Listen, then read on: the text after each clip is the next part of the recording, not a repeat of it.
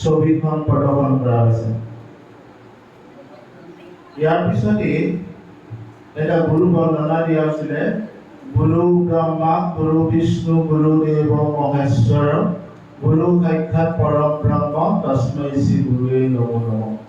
এইটো দিয়া হৈছে যে শিশুসকলক সৰুৰ পৰাই যদি আধ্যাত্মিক দিশত অকণমান লৈ যাব পাৰোঁ, তেতিয়া শিশুসকল অকণমান উৎসাহিত হ'ব। সেইকাৰণে সেই মহানুভৱসকল গুৰু গৈগু মানে আন্ধাৰ আৰু ৰৈগু মানে পোহৰ। যিজনে আন্ধাৰৰ পৰা পোহৰ বাট দেখুৱাই সেইজন গুৰু। গতিকে NAP 2020 হৈছে শিশুসকলৰ মৌখিক ভাষাৰ বিকাশ পঠন আৰু পঠন লিখনৰ ওপৰত যি 4টা কৌশল উপস্থাপন কৰিছে, সেই কৌশলৰ কেইটাৰ ওপৰত গুৰুত্ব আৰোপ কৰি মই কিছুমান ক্ৰিয়াকলাপ কৰিব বিচাৰিছোঁ। গতিকে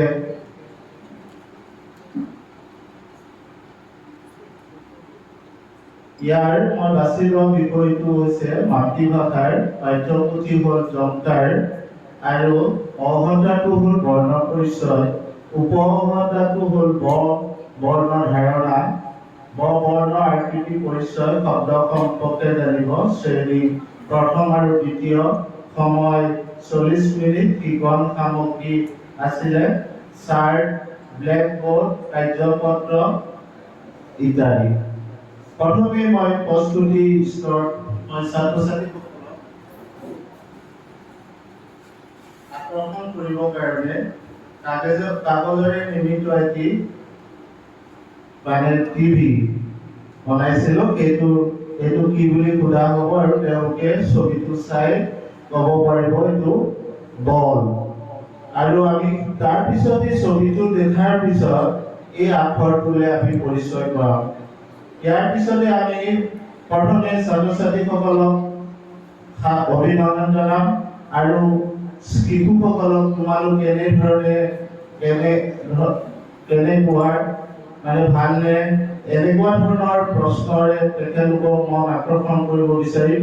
আৰু শিশুসকলক মানে কিছুমান সহজ চিনাকি শব্দ উপস্থাপন কৰিম। বল, এই বল শব্দটো তোমালোকে আগতে শুনিছানে? আৰু বল শব্দটো বল গাখীৰ ৰং কি, এনে ধৰণৰ প্ৰশ্ন পাঠ্যৰে উপস্থাপন কৰিম। আৰু তাৰপিছত মই শিশুসকলৰ লগত বল এটা প্ৰদৰ্শন কৰিম আৰু বলটো প্ৰদৰ্শন কৰি বৰধ্বনিটো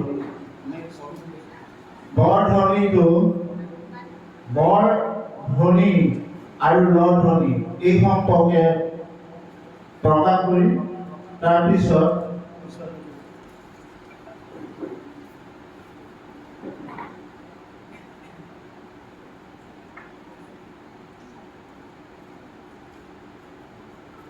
গতিকে শিশুসকলক আমি প্ৰধান স্তৰলৈ যাওঁতে শিশুসকলৰ লগত এতিয়া আমি লগে ভাগে গাঁও অহা এই ক্ৰিয়াকলাপটো মই বিদ্যালয়ত কৰিছিলোঁ।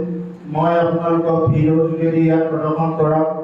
গতিকে বগাকৈ বগলী বহলাই বহিছে, বলুকাত বিয়লি বেলা, বকুল বাগৰিছে ববচা বনতে বুটলি বিলাম হৈ গলা। এইটো ভংগীমাৰ যোগেদি শিশুসকলক কোৱা হ'ব। তাৰপিছত এই কবিতাটো থকা শব্দবিলাক বধ্বনি থকা শব্দ, বহা বহলাই, বিয়লি বেলা, বকুল বাগৰিছে, ববচাই, এই শব্দবিলাক শিশুসকলক একেলগে গাবলৈ কম। তাৰপিছত শিশুসকলক সকলোৱে আপোনালোকে সহযোগ কৰিব। সকলোৱে বাওঁ হাতটো এনেকৈ দাবকচোন, অকণমান কওক। বল, এনে ধৰণৰ মানে ব্লেডিং, এইটো জোৰা লগোৱা বুলি কয়। এই জোৰা লগাই শিশুসকলক বলৰ ধাৰণাটো দিম।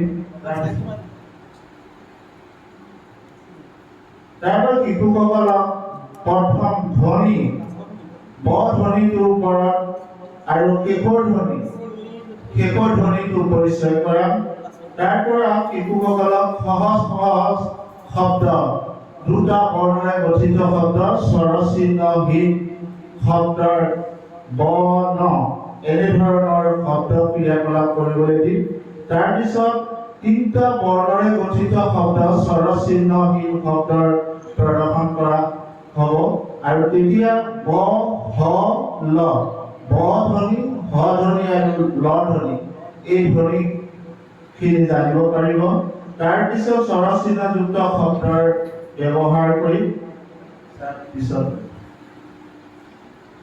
তাৰপিছতে আমি ব বৰ্ণৰ ধাৰণা শিশুসকলক আমি শূন্যত পিছতো দিয়ক শূন্যত লিখনৰ এটা অভ্যাস কৰিম। আপোনালোকে এটাৰ প্ৰথমে সকলোৱে হাতটো ওপৰলে দাঙকচোন। বাম চাইডৰ পৰা সোঁ চাইডলৈ নিয়ক, সোঁ চাইডৰ পৰা তললৈ নিয়ক, তলৰ পৰা ওপৰলৈ লৈ যাওক। এইটো কি হ'ল? ব। এইধৰণে শিশুসকলক শূন্যত লিখনৰ অভ্যাস কৰাৰ পিছত শিশুসকলক দতসমূহ জোৰা লগাবলৈ আমি দিয়া হ'ব। তাৰপিছত শিশুসকলক সেই কাৰ্যপত্ৰৰ অভ্যাসত থকা বৰ্ণখিনি আমি লিখিবলৈ প্ৰয়োগ কৰিবলৈ চেষ্টা কৰাম।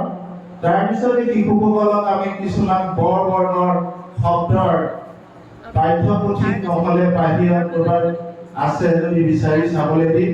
আৰু ঘৰত কাৰ্যপত্ৰৰ মানে কিছুমান গৃহ কাৰ্য হিচাপে কৰিবলৈ দিম। এনেধৰণে শিশুসকলক বৰ্ণ পৰিচয়টো দিম। আৰু শিশুসকলৰ বৰ্ণ পৰিচয় জনাৰ পিছত আমি শিশুসকলৰ পৰীক্ষণটো কৰিম। কি কাৰ্য মানে শ্ৰেণী কাৰ্য কৰি থাকোঁতে ছাত্ৰজনে কোন দশাত দুৰ্বল হৈছে, সেই দুৰ্বলতা চিনাক্ত কৰি পুনৰ তাক ৰিমিডিয়েল হিচাপে পাঠদান কৰিম। গতিকে শেষত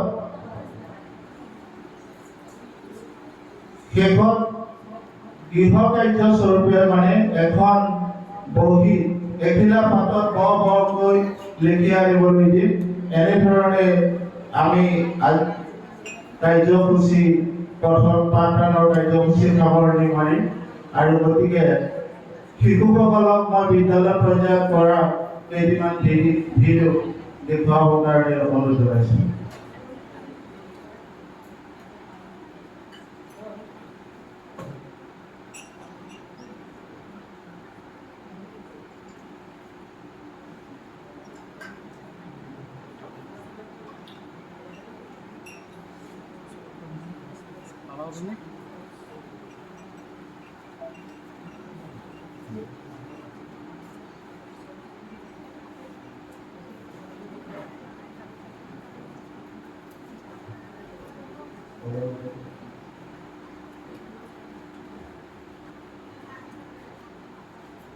नमस्कार। गुरु ब्रह्मा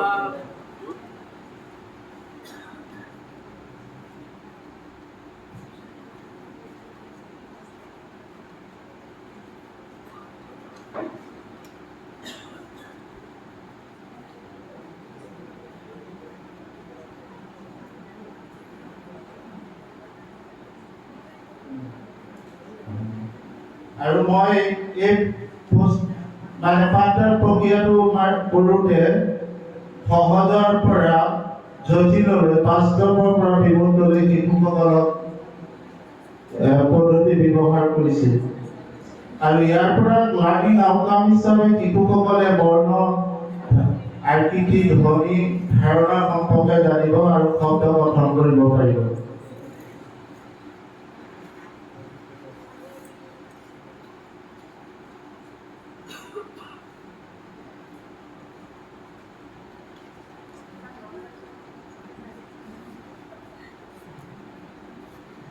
Yeah.